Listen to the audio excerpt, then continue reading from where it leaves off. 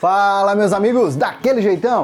Eu sou Taylor Fábio e hoje é dia da gente relembrar alguns filmes muito queridos por vários brasileiros lá dos anos 80 e dos anos 90, já que a gente vai falar dos filmes dos Trapalhões. Afinal de contas, o quarteto encantou os brasileiros por décadas e dominou o cinema nacional de antigamente, com obras que levaram multidões aos cinemas, encantando por serem verdadeiras e únicas, mostrando todo o humor natural do Mussum, até hoje impossível de ser imitado, todo o carisma e inocência do Zacarias e do Dedé. Um dos melhores comediantes escadas que o Brasil já teve e, por último, mas não menos importante, o Didi. E o Didi era um gênio da comédia, e os quatro juntos tinham uma química talvez só vista em comediantes como o Gordo e o Magro, Jerry Lewis e o Dean Martin e, claro, toda a vitalidade do Bud Spencer e do Terence Hill. Por isso tudo, os Trapalhões estarão sempre marcados nos corações de gerações que tiveram a oportunidade de crescer com todo o humor do quarteto. Então, se vocês querem embarcar nessa viagem para o passado relembrando vários filmes dessas lendas do cinema, sejam bem-vindos a mais um Coleção em Ação Show. Pelos poderes de Grayskull.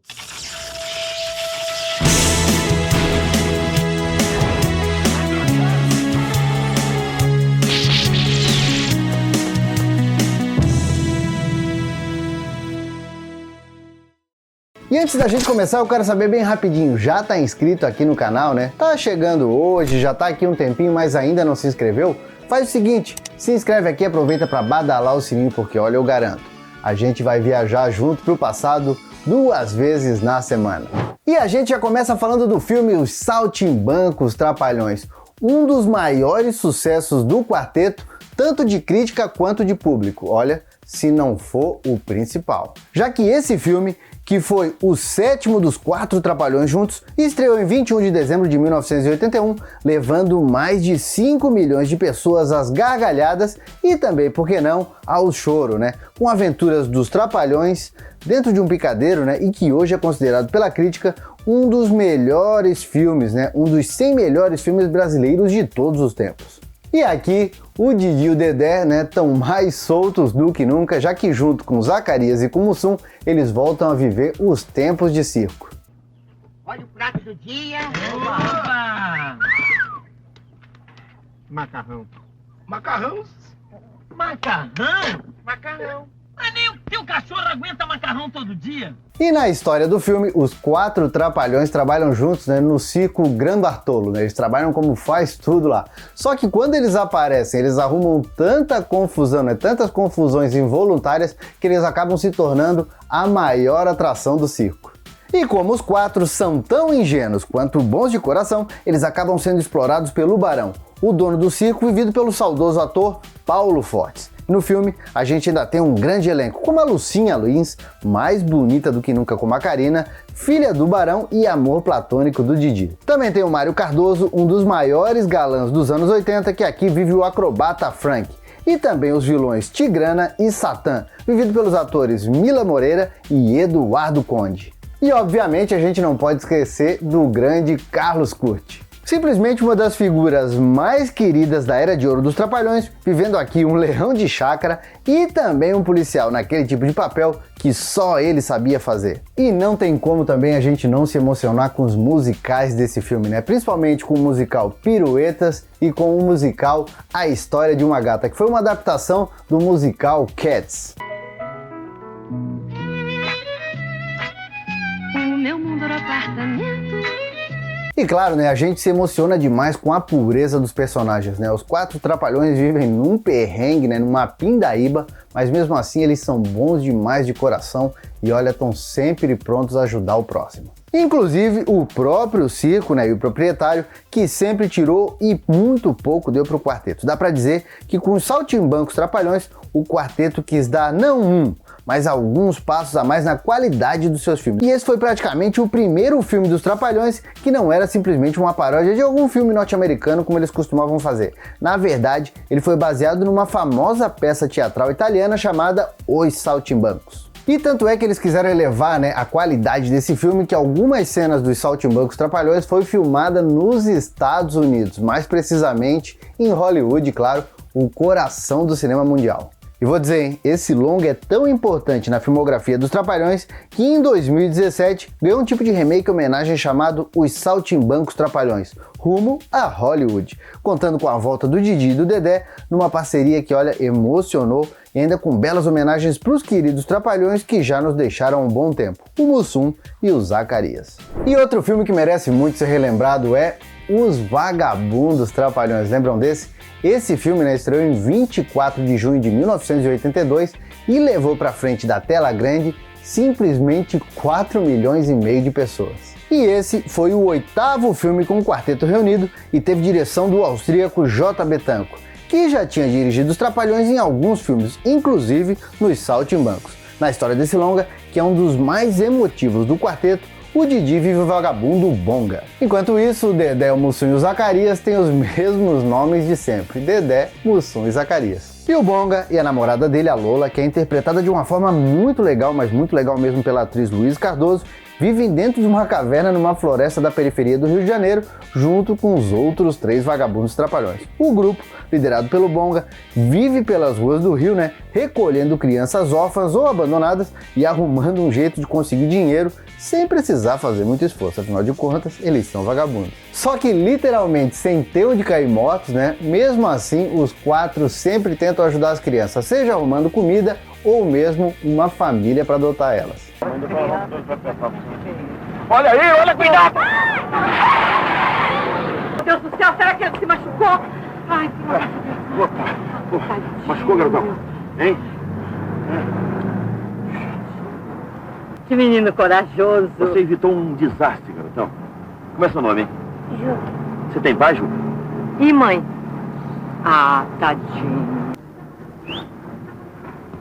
E nisso, aparece o Pedrinho, vivido pelo ator Fábio Vilaverde, num dos primeiros papéis dele, né? E aqui, o Pedrinho é um moleque que tem tudo na vida, já que o pai, vivido pelo ator Edson Celulari, é cheio da grana, cheio da bufunfa. O problema é que o Pedrinho sofre demais com a falta de atenção e carinho do pai, justamente por ele ser ocupado ganhando dinheiro. E aí, o moleque, né, que tá sempre vestido de Superman, acaba fugindo e nisso ele encontra o Bonga e mente pra ele, dizendo que não tem família. E o Bonga, sensibilizado, acaba meio que adotando o moleque. Quem também aparece no filme é a professora Juliana, vivida pela atriz Denise Dumont, que tem uma amizade especial pelo Bonga e faz a Lola morrer de ciúmes, acontecendo inclusive algumas cenas muito engraçadas envolvendo o trio durante o longa. Bom, e aí tudo vai de boas no filme até que lá pra frente todo mundo começa a descobrir que o pai do Pedrinho acabou oferecendo uma fortuna para quem trouxer o moleque de volta para casa. E daí pra frente, como não poderia deixar de ser, começa uma verdadeira aventura cheia de perseguições e pancadaria no melhor estilo dos Trapalhões, contra vários bandidos e até um guarda florestal malucão, adivinha, vivido pelo sempre, né, presente Carlos Curti, mais impagável do que nunca.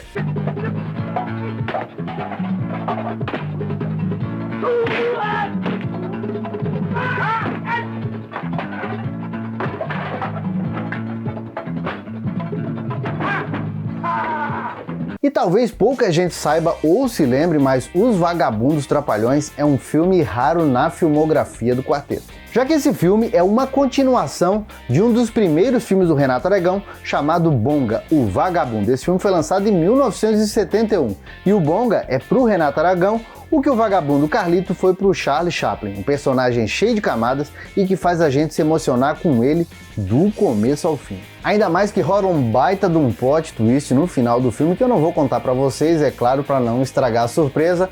Vai que você ainda não assistiu esse clássico ou faz muito tempo que não viu e agora vai querer rever. E eu vou dizer, mais do que recomendado. E aí, tá gostando desse vídeo? Tá achando legal? Então faz o seguinte, compartilha ele aí pros amiguinhos também poderem assistir e deixa aquele like felpudo. E Os Trapalhões no Reino da Fantasia entra fácil na lista dos melhores filmes do quarteto. Seja pelo ritmo frenético das perseguições e pancadarias, aqui no auge, seja pelas participações especiais como a da Xuxa, antes de virar a rainha dos baixinhos da Globo, e também do nosso saudoso Beto Carreiro, mostrando que o Brasil também podia ter cowboys de verdade. E também por ser um filme bem corajoso, já que ele mistura aventura com animação e várias sketches daquelas que a gente estava acostumado a ver nas noites de domingo. Bom, E esse filme chegou aos cinemas em junho de 1985 e teve direção do próprio Dedé Santana. Na história, os Trapalhões fazem um espetáculo em benefício de um orfanato dirigido pela irmã Maria, vivida por ninguém menos que a Xuxa,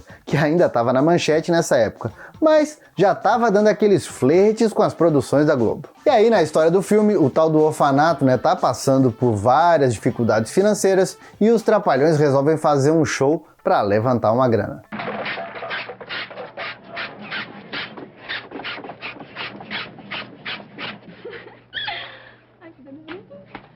Espera um pouco. O que é, menino? Eu quero fazer xixi. Eu também. Ah, não, agora eu tô vendo os Trapalhões. Só que enquanto o show tá rolando, o dinheiro dos ingressos é roubado por uma gangue comandada pelo saudoso e sempre malvadão Maurício do Vale, e quando o pau pega, o Didi, o Dedé e a irmã Maria perseguem os bandidos, enquanto o Mocinho e o Zacarias continuam com o show, fazendo obviamente o que eles sabem fazer de melhor. E ainda por cima, no meio do rolão, o Didi, o Dedé e a Maria vão parar no meio de um show do Beto Carreiro, e aí já viram, né? Desculpe, amigo. Você não faz parte desse show, né? Mas o que é isso, amigo? Mas hoje que faz o show somos nós.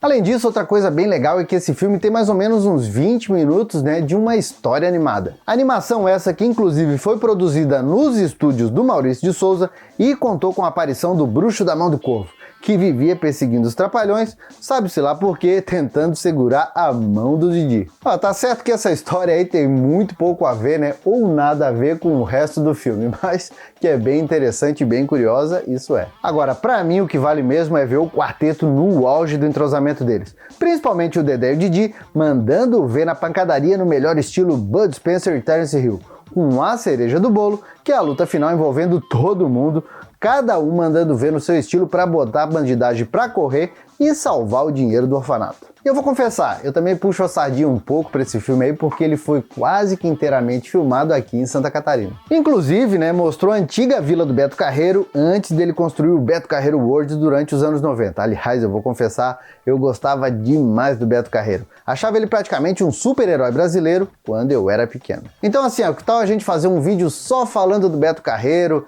da história dele e do sucesso que ele foi? Se vocês quiserem, já sabem, Comenta aqui que a gente faz. Agora, um filme todo especial, mas todo especial mesmo, numa longa trajetória dos Trapalhões no cinema, foi o filme O Alto da Compadecida, que chegou nos cinemas em julho de 1987. E essa, vou dizer, talvez seja a produção mais ousada de toda a história do quarteto e também uma das mais elogiadas pela crítica nacional.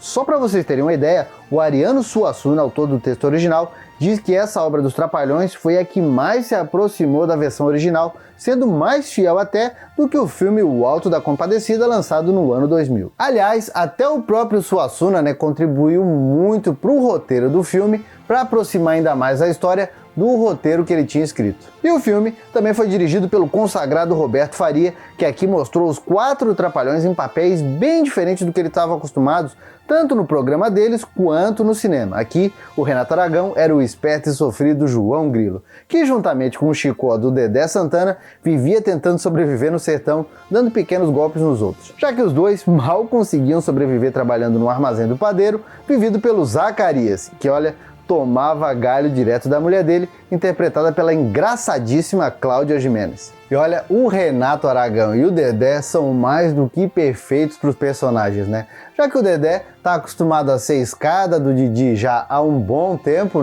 E o Chicó é uma baita de uma escada pro João Grilo. Aê, seu safado. É a vida. Você cobrou o preço do gato, eu cobrei o preço do cachorro. Escuta, quantas moedas conseguiu meter? No gato? Sim, no gato. 3. Ah, então o negócio estoura já. É? A bexiga tá aí? Tá aqui, ó. Então vem cá. Pra quê? Vem cá. O que é que foi? Já o Zacarias faz um padeiro muito simpático, apesar de ser corno, e aqui ele vive um papel assim um pouco diferente do que ele está acostumado, tirando aqueles tiques do personagem Zacarias. Agora, quem surpreende mesmo é o Mussum, sem nenhum daqueles maneirismos que ele fazia sempre, apesar da gente gostar muito. Aqui ele vive um frade quase calado e sério, e também Jesus Cristo na segunda parte do filme, e olha tudo de uma forma muito legal. O filme ainda tem vários atores consagrados, como José Dumont vivendo o cangaceiro Severino, o grande e saudoso Raul Cortez vivendo o Major Antônio Moraes e também o próprio Diabo. Vai. Leva todo mundo pra dentro! Vai! Leva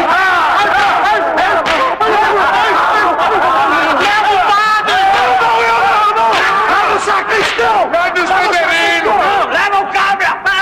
Outros saudosos presentes são o Renato Consorte e o Luiz Armando Queiroz, que aliás também estavam muito bem no filme, e ainda tem a Beth Goffman como a compadecida Virgem Maria. E é claro que a gente concorda que o Alto da Compadecida do Selton Mello e do Matheus Nastergaile é uma obra-prima do cinema nacional, mas o Alto da Compadecida dos Trapalhões é uma obra que deveria ser aplaudida de pé e deveria ser mais lembrada. E olha, só para vocês terem uma pequena ideia da força dos Trapalhões lá na década de 80, principalmente no cinema nacional, é que esse Alto da Compadecida deles foi lançado em 87 e levou 2,5 milhões de telespectadores para os cinemas.